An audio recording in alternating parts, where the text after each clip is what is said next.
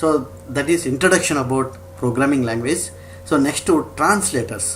So ఈ high level language గురించి నేర్చుకున్నాం. మిషన్ లాంగ్వేజ్ ఉంటుందని నేర్చుకున్నాం. మిషన్ లాంగ్వేజ్ గురించి సో ట్రాన్స్లేటర్స్. సో నెక్స్ట్ చూడండి, నిన్న క్లాస్లో మనం లాస్ట్ క్లాస్లో ప్రోగ్రామింగ్ లాంగ్వేజ్ గురించి నేర్చుకున్నాం. మిషన్ లాంగ్వేజ్ అంటే అర్థమైంది, హై లెవెల్ లాంగ్వేజ్ అంటే అర్థమైంది. సో మిషన్ లాంగ్వేజ్ మిషన్కి అర్థమయ్యే భాష అంటే zeros, it is in the form of zeros and ones. So చాలామందికి తెలీదు జీరోస్ అండ్ వన్స్ దేనికి అనేది. So computer is a electronic device. So electronic అంటేనే అది మీరు కంప్యూటర్ కావచ్చు, మొబైల్ ఫోన్ కావచ్చు, ట్యాబ్లెట్స్ కావచ్చు, టీవీ కావచ్చు, ఏదైనా సరే జీరోస్ అండ్ వన్స్ ఫార్మ్స్లోనే దాని లాంగ్వేజ్ ఉంటుంది. అంటే సమ్ కరెంటు ఎలక్ట్రానిక్ డివైసెస్, అదంతా మళ్ళీ పెద్ద subject. So zeros and ones ఫార్మ్స్లోనే ఆ పల్స్ అనేది వర్క్ అవుతుంది. సో మీరు రాసిన ఇంగ్లీష్ని మిషన్ లాంగ్వేజ్ అంటే మిషన్లోకి అర్థమయ్యే భాషలోకి మార్చాలి. సో కంప్యూటర్కి అర్థమయ్యే భాషలోకి మార్చాలంటే అగైన్ మనకి ట్రాన్స్లేటర్స్ ఉంటాయి. సో దాని గురించి ఈ వీడియోలో నేర్చుకుందాం. సో ట్రాన్స్లేటర్స్ అంటే కంపైలర్స్. కంపైలర్స్ అంటే అగైన్ ట్రాన్స్లేటర్స్లో రెండు రకాలు ఉన్నాయి, compilers, interpreters. So first compilers గురించి నేర్పిస్తాను, తర్వాత ఇంటర్ప్రిటర్ గురించి నేర్చుకుంటాం. It is a piece of software developed in either assembly language or C language. So again compilers కూడా ఒక లాంగ్వేజ్లోనే డెవలప్ చేయడం జరిగింది. ఇవేం చేస్తాయంటే మీకు ఇంగ్లీష్లో ఉన్న వర్డ్స్, సెంటెన్స్ని ఏదైతే ప్రోగ్రామింగ్ రాశారో ఆ ప్రోగ్రామింగ్ ఇన్స్ట్రక్షన్స్ అంతా కూడా మిషన్లోకి చేంజ్ చేస్తుంది. చూడండి, ఇక్కడ మీకు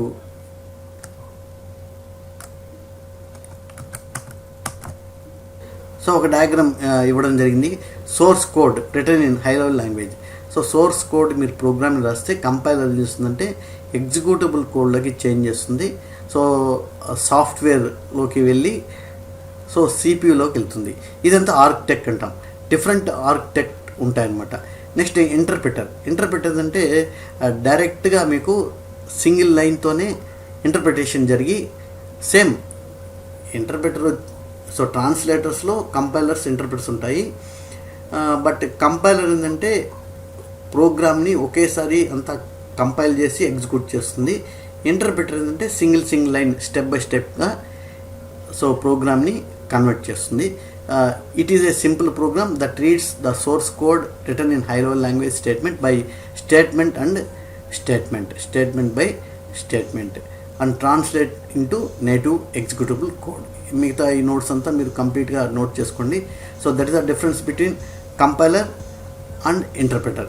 మీరు కొన్ని లాంగ్వేజ్ తీసుకుంటే కంపైలర్ బేస్డ్ మీద రన్ అవుతాయి.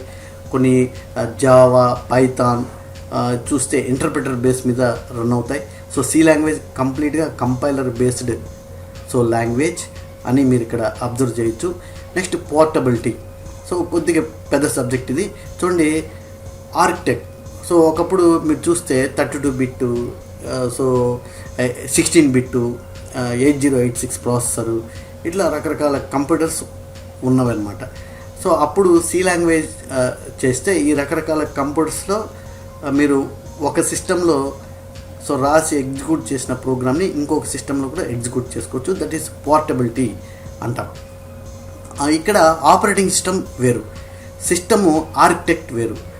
ఒక ఆర్కిటెక్ట్లో మీరు తయారు చేసిన సి లాంగ్వేజ్ ప్రోగ్రామ్ని ఇంకో ఆర్కిటెక్ట్ ర్యామ్ కానివ్వండి, మదర్ బోర్డ్ కానివ్వండి, సో సిపియు, సో ఆ CPU so speed, mega adjust, దాన్ని బట్టి ఆర్కిటెక్ట్ ఉంటుంది. It is acceptable. సో ఒక కంప్యూటర్లో చేసిన ప్రోగ్రామ్ని ఇంకొక కంప్యూటర్ మోడల్లో మీరు ఎగ్జిక్యూట్ చేసుకోవచ్చు. బట్ ఒక ఆపరేటింగ్ సిస్టంలో చేసిన దాన్ని ఇంకొక ఆపరేటింగ్ సిస్టంలో ప్రోగ్రామ్ని ఎగ్జిక్యూట్ చేయలేం. సో దీన్ని ప్లాట్ఫామ్ డిపెండెన్సీ అంటాం. సో ప్రజెంట్ వచ్చే మోడర్న్ లాంగ్వేజ్ అని కూడా ప్లాట్ఫామ్ ఇండిపెండెంట్. మీరు ఒక సాఫ్ట్వేర్ అంటే ఒక operating system like Windows, Unix, Linux, there are different types of operating system while you are developing a program. మీరు మీ సిస్టంలో ఏ ఆపరేటింగ్ సిస్టమ్ ఉందో ఆ ఆపరేటింగ్ సిస్టంలో హ్యాపీగా మీరు రన్ చేసుకోవచ్చు, ఎగ్జిక్యూట్ చేసుకోవచ్చు. ఆ ప్రోగ్రామ్ని తీసుకెళ్ళి ఇంకొక ఆపరేటింగ్ సిస్టంలో కూడా రన్ చేసుకోవచ్చు, జావా లైక్ పైథాన్ ప్రోగ్రామింగ్ లాంగ్వేజ్లో అయితే. బట్ సి లాంగ్వేజ్లో it is not possible. So దాన్ని ప్లాట్ఫామ్ డిపెండెన్సీ అంటాం. సో దాని గురించి కొద్దిగా ఇక్కడ మీకు నోట్స్ ఇవ్వడం జరిగింది. చూసారా, ఇవంతా కూడా ప్లాట్ఫామ్ డిపెండెంట్ ప్రోగ్రామింగ్. సో నేను కోబాల్ మోర్ దాన్ ఇయర్స్ బ్యాకే చేశాను, సి లాంగ్వేజ్ అంతకుముందే ప్రాక్టీస్ చేశాను, అంతకుముందే క్లాసెస్ తీసుకుంటూ ఉన్నాను. సో ఇవన్నీ కూడా ప్రోగ్రామింగ్ అంతా కూడా ప్లాట్ఫామ్ డిపెండెంట్ అంటారు. సో ఇక్కడ ఇవన్నీ కూడా 32 బిట్ అని, 64 బిట్ అని, different types of operating system, ఇదంతా కూడా మీకు వేరీ అవుతూ ఉంటుంది.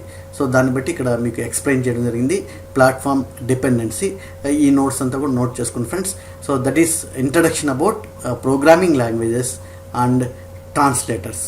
ఓకే, ట్రాన్స్లేటర్స్ వచ్చేటప్పటికి కంపైలర్స్, ఇంటర్ప్రెటర్స్ గురించి నేర్చుకున్నాం. సో కంపైలర్ ఏంటంటే ఒకేసారి కంపైల్ చేస్తుంది మీరు రాసిన ఇంగ్లీష్ కోడ్ని మిషన్ కోడ్లోకి. ఇంటర్ప్రెటర్ ఏం చేస్తుందంటే step by step so convert చేస్తూ ఉంది. సో అర్థమైంది అనుకుంటాను ఫ్రెండ్స్. ఇంతవరకు చాలు, నెక్స్ట్ వీడియోలో కలుసుకుందాం. So thank you very much. ఎక్కువ మందికి ఈ వీడియోని షేర్ చేయండి, నా ట్యూటోరియల్స్ వాచ్ చేస్తూ ఉండండి, కంప్లీట్ నోట్స్ ఇవ్వడం జరుగుతుంది. సో ప్రోగ్రామింగ్ కూడా నేను ప్రాక్టికల్గా మీకు చేసి చూపిస్తాను. Thank you very much. This is Bhagwat signing.